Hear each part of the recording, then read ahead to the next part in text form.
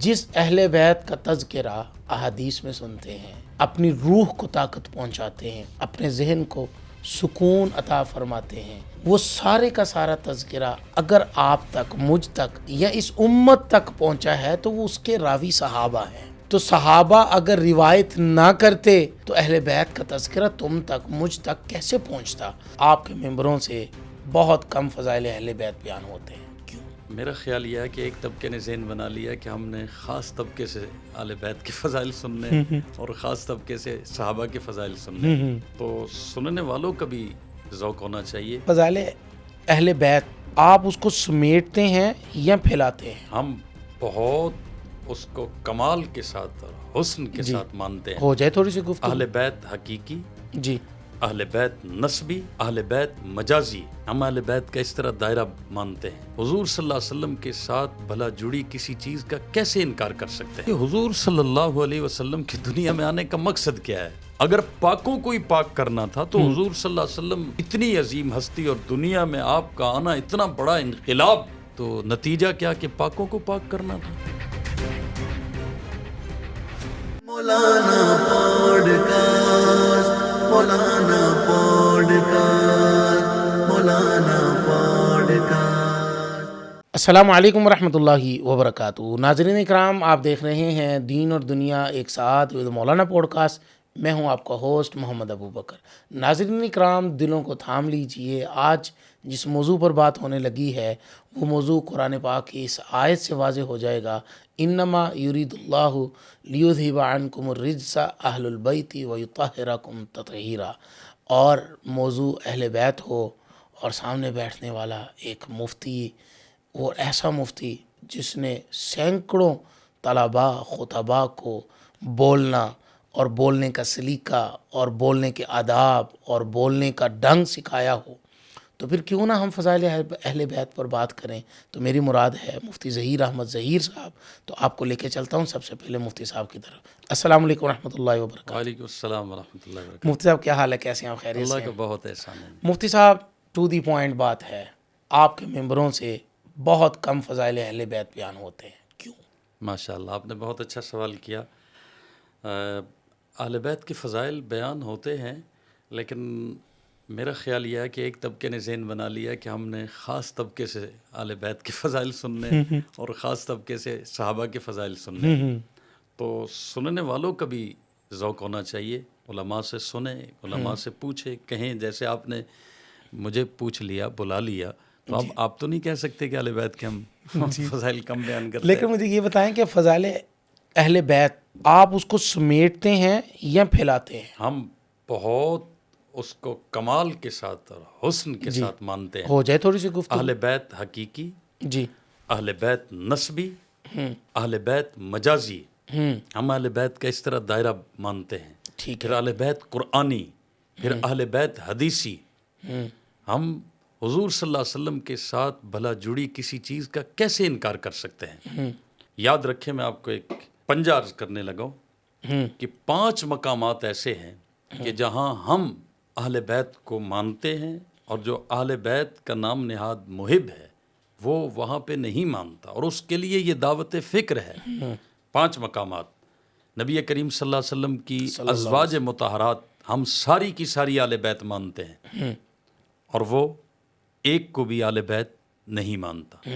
حضور صلی اللہ علیہ وسلم کی 4 صاحبزادیوں میں سے ہم 4 کو اہل بیت مانتے ہیں۔ اگر کوئی کہے ایک صاحبزادی اہل بیت میں سے ہے تو اس نے مانا یا گھٹایا۔ ہم 4 صاحبزادیوں کو اہل بیت مانتے ہیں۔ حضور صلی اللہ علیہ وسلم کے 3 صاحبزادے ہیں، بھلے بچپن میں فوت ہو گئے لیکن ہم انہیں اہل بیت مانتے ہیں۔ 3 مقامات میں نے عرض کر دی، ازواج مطہرات، بیویاں، بیٹیاں، بیٹے، ہم سارے اہل بیت میں مانتے ہیں۔ بالکل ٹھیک ہے۔ اور اگر کوئی کہے کہ ایک بیٹا بھی اہل بیت میں سے نہیں، تو وہ ماننے والا ہے یا گھٹانے والا ہے؟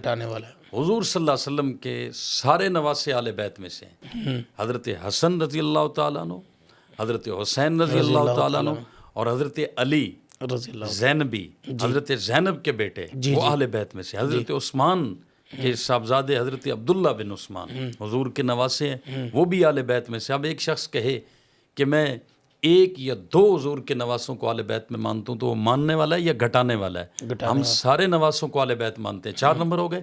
اور 5ویں نمبر پہ حضور کی ہم ساری نواسیوں کو اہل بیت میں مانتے ہیں. سبحان اللہ. حضرت حسن حسین کی بہن حضرت زینب، حضرت حسنین کی بہن حضرت ام کلثوم، جی اور ایک روایت میں حضرت رقیہ بھی، جن کی ایک بہن کا ذکر آتا ہے.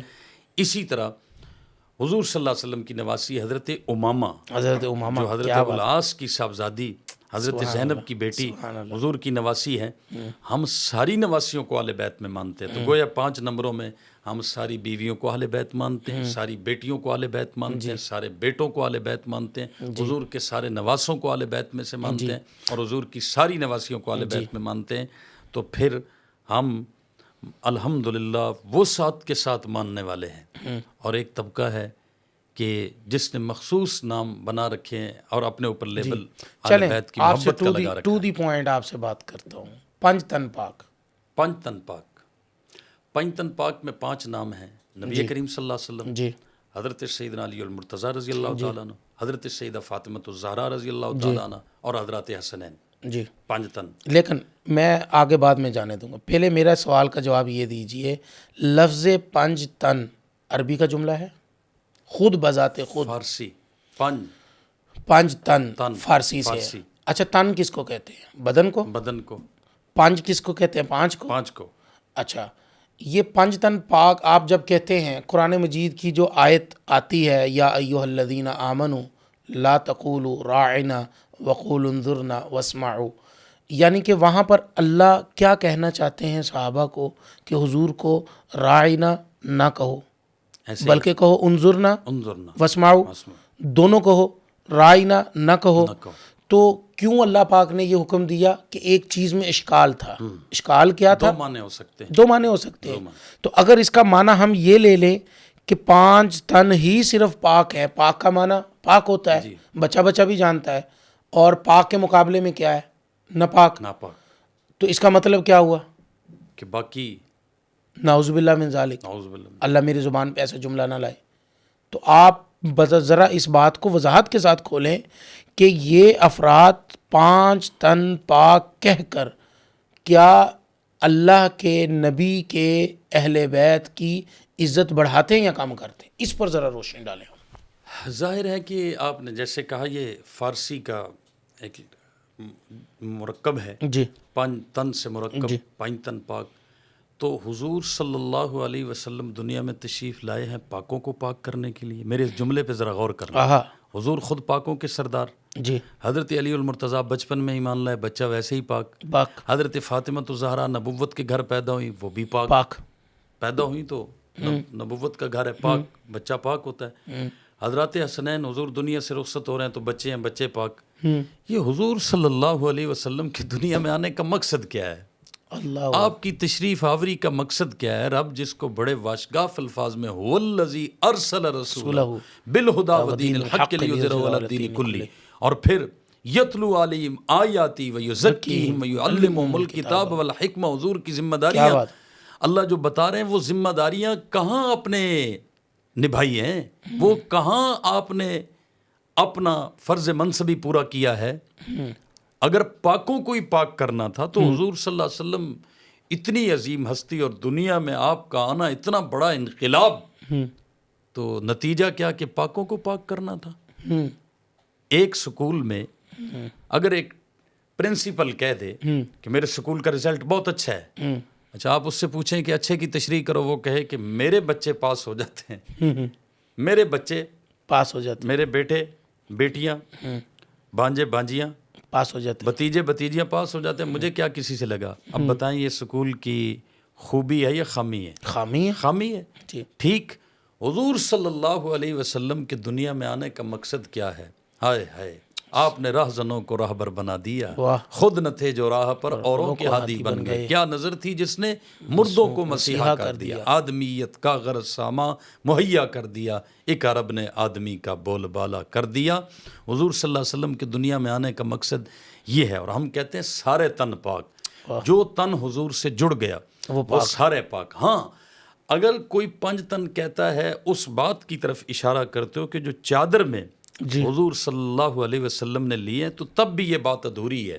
او بھائی پچھلا پس منظر تو بیان کرو کہ پہلے رب نے انما یرید اللہ لیذھب عنکم الرجس اہل البیت ویطہرکم تطہیرا حضور کی ازواج مطہرات کو کہا ہے, اور ازواج مطہرات میں سے ایک زوجہ حضرت ام سلمہ کے گھر میں بیٹھ کر حضور اپنے سمیت 5 ہستیاں چادر میں جاتی ہیں اور حضور دعا کر رہے ہیں اسی قرآن کی آیت کی اتباع میں, اللہم ہؤلاء اہل بیتی فاذھب عنہم الرجس وطہرہم تطہیرا.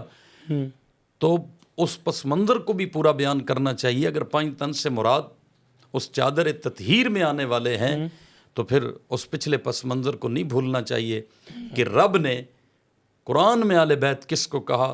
حضور جن کی میں نے عرض کیا تھا ایک دفعہ کسی جگہ پہ کہ یہ اہل بیت میں آئے تو اوپر امہات المومنین کی چادر کا سایہ ہے. گھر بھی ام المومنین کا ہے نا, جی بالکل. اور قرآن کو دیکھا جائے تو قرآن کا سایہ ہے حدیث پہ, جی حدیث قرآن کی تشریح ہے. جی تو امہات المومنین کی چادر کا سایہ نصیب ہوا تو ان کو بھی اللہ پاک نے اہل بیت والا شرف عطا کر دیا. تو پھر نتیجہ کیا نکلا؟ ایک عالم کہا کرتے تھے 5 بھی پاک 3 بھی پاک. اللہ ایک ہوتا ہے 5 تن, ایک ہے 5 بھی پاک 3 بھی پاک, اور سارے تن پاک. سبحان اللہ. تن کہو 3 کہو, یہ سب کو ماننے والے ہم ہیں. سبحان اللہ. اللہ پاک ہمیں توفیق عطا فرمائے. بس مجھے ایک چھوٹی سی بات اور سوال آپ سے کر رہا ہے, میرے ذہن میں ابھی آیا کہ مجھے یہ بتائیں کہ یہ اہل بیت اور صحابہ ان میں تفریق کہاں سے آئی ہے؟ کیا صحابہ کے دور میں بھی ایسے ہوتا تھا کہ یہ کہیں اور سے جا کے یہ بات سلسلہ کہاں سے شروع ہوا ہے؟ آج کل تو ہر طرف یہ کہا جاتا ہے. اس سوال کے جواب میں ایک عجیب بات مجھے ذہن میں آ رہی ہے اور اس سے بڑا فائدہ ہوگا قارئین کو, سامعین کو, ناظرین کو. جی جی جی ایک سوال میں کرتا ہوں کہ حضور صلی اللہ علیہ وسلم نے کتنی چیزیں چھوڑی ہیں جاتے ہوئے؟ 2 یا 3؟ بس ٹو دا پوائنٹ جواب.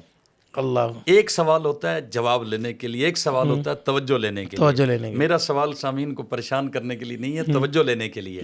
جواب میں عرض کرتا ہوں. جی حضور صلی اللہ علیہ وسلم نے, اور یہ بھی بتاؤں بات چونکہ بہت بڑی ہے, میں اپنے اساتذہ اور اکابر کی زبان بن جاؤں تو میری سعادت ہے. یہ بات اصل میں میرے استاد مفکر اسلام حضرت علامہ ڈاکٹر خالد محمود صاحب کی ہے کہ حضور صلی اللہ علیہ وسلم کتنی چیزیں چھوڑ کے گئے.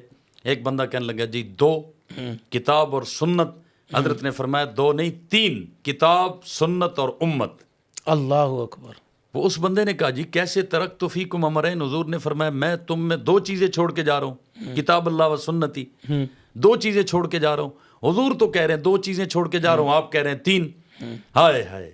حضرت علامہ صاحب نے کیا فرمایا؟ فرمایا یہ بتاؤ جب حضور کہہ رہے ہیں میں 2 چیزیں چھوڑ کے جا رہا ہوں تو جن کو کہہ رہے ہیں تم میں فیکم, تم میں چھوڑ کے جا رہا ہوں, تو کتاب اور سنت کا وارث کس کو بنا کے جا رہے ہیں؟ امت کو. اور امت نام ہے کس کا؟ صحابہ کا.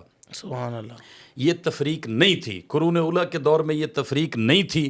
اہل بیت کا اپنا ایک شرف تھا, اس کا کون انکار کر سکتا ہے. لیکن دین لینے کے اعتبار سے یہ تقسیم نہیں تھی جی کہ مذہب امامیہ کیا کہتا ہے جی, یہ جی صحابہ کے ماننے والے, یہ اہل بیت کے ماننے والے, وہ سارے کے سارے امت تھے. میں آپ کو ان کا مجموعی نام بتا رہا ہوں. کنتم خیر امہ وکذالک جعلناکم امہ ولتکم منکم امہ.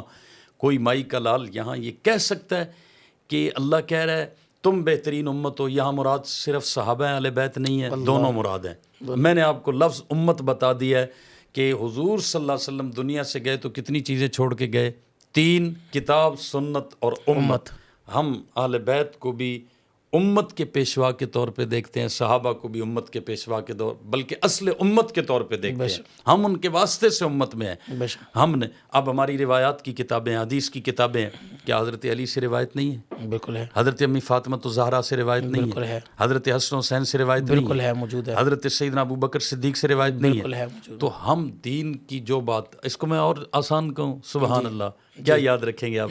لطف آئے گا آپ کو. میرے ذہن میں سبحان اللہ. میرا خیال وہی ہے, ایک حضور کا یارانہ ہے, ایک حضور کا گھرانہ ہے. اچھا مجھے یہ فرمائیے کہ 2 لائٹیں, ہیڈ لائٹس گاڑی کی ہوتی ہیں, یہ ہیڈ لائٹس ویسے لگی ہوتی ہیں یا باڈی کے ساتھ لگی ہوتی ہیں؟ باڈی کے ساتھ لگی ہوتی. تو پھر وہی 3 چیزیں میں پھر عرض کرنے لگا ہوں کتاب اور سنت دو لائٹیں ہو گئی، باڈی امت ہو گئی. سبحان اللہ. سبحان اللہ، جس کے ساتھ یہ لائٹیں لگی ہے. اچھا، حضور کا ایک یارانہ ہے، ایک گھرانہ ہے. ایک انسان کی زندگی ہوتی ہے پرسنل لائف، ایک ہوتی ہے پبلک لائف. باہر کی زندگی پبلک لائف، گھر کی زندگی پرسنل لائف. جی اللہ نے باہر کی زندگی بھی آپ کی دین بنائی، گھر کی زندگی بھی دین بنائی. سبحان اللہ. باہر کی زندگی امت تک پہنچانے کے لیے جو گواہ عطا کی انہیں صحابہ کہا جاتا ہے، گھر کی زندگی امت تک پہنچانے کے لیے جو گواہ عطا کی انہیں اہل بیت کہا اہل جاتا ہے. بیت کہا جاتا ہے. سبحان اللہ سبحان اللہ. اب کوئی ہے اس میں فرق؟ کوئی فرق نہیں. دونوں کس کی ادائیں پہنچا رہے ہیں، دونوں کس کی سنتیں پہنچا رہے ہیں، دونوں کس کا دین دیا ہوا پہنچا رہے ہیں، دونوں کس کا طریقہ پہنچا رہے ہیں، دونوں کس کی یادیں ہیں، دونوں کس کی ادائیں ہیں، دونوں کس کا پیار ہے، دونوں کس کی نسبتیں ہیں، دونوں کس کی الفتیں ہیں، دونوں کے پاس کس کا دین ہے، کس کی شریعت ہے. نبی کریم صلی اللہ علیہ وسلم کی گھر کی باتیں گھرانے والوں سے ملی، باہر کی باتیں یارانے والوں سے ملی. ان کو بھی سلام، ان کو بھی سلام. جی اللہ اس سلام جی کو بہت شکریہ جی. سلامت رہیں مولانا، آپ کا بہت شکریہ، بڑی مدلل گفتگو کی.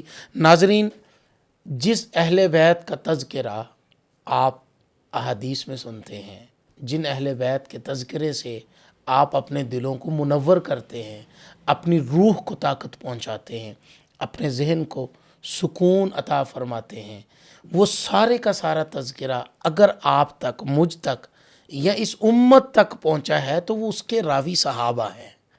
تو صحابہ اگر روایت نہ کرتے تو اہل بیت کا تذکرہ تم تک، مجھ تک کیسے پہنچتا؟ تو یہ سوال آپ کی نظر چھوڑ رہا ہوں.